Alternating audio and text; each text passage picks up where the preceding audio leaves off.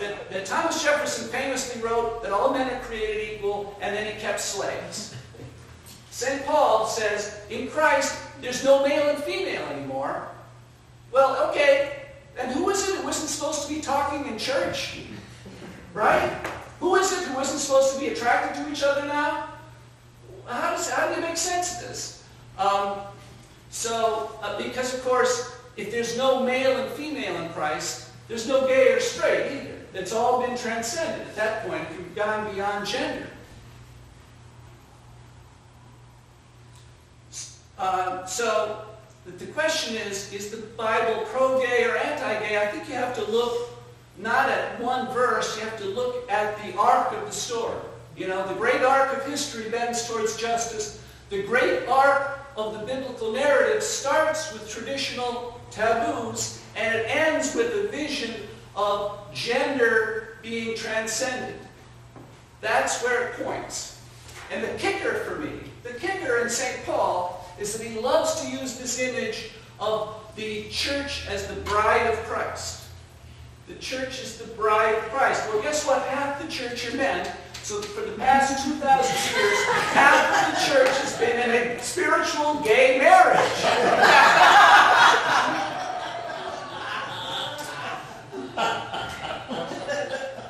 The number 9 reason I belong to integrity are the people in this chapter, okay? Many of whom are wonderful. Some are. And the rest of whom are fabulous. And I need to say, on this point, a special word. There is this vicious canard that is put about that LGBT people in general and LGBT people in committed relationships with one another in particular somehow take something away from straight relationships, and in particular from straight marriage. And I just have to say, while I have the floor here, that this is bunk. Linda and I, there's nobody in our lives who supports our marriage more warmly or helpfully than our gay and lesbian friends. And when I look around at the committed same-sex relationships in this chapter and in our church, I am inspired, I am encouraged, and I am humbled because I see people who are willing and able to stand up for one another at a cost that I have never had to pay. Okay? When I introduce somebody to my sweetie, the world throws rose petals at our feet, which is the way it ought to be for everyone.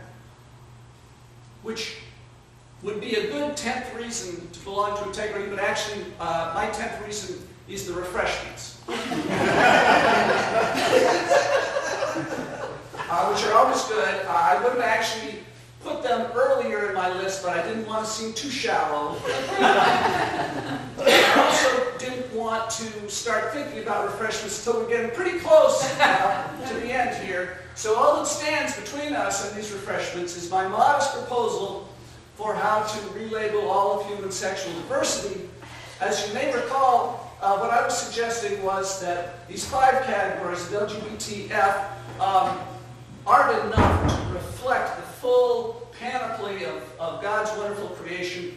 So in my alternate scheme, I have 7 categories, okay, which is clearly a quantum leap forward. My categories are G1, C, P, T, G2, M, and L, okay? What this is based on is your answer to the question, if you had to be stranded on a desert island with one character from the old show Gilligan's Island, which one would it be? So on the male side, your choices are Gilligan, the captain, the professor, and Thurston Howell III. Okay? G1, C, P, and T. On the female side, your choices are Ginger, Marianne, and Lovey Howell. G2, M, and L.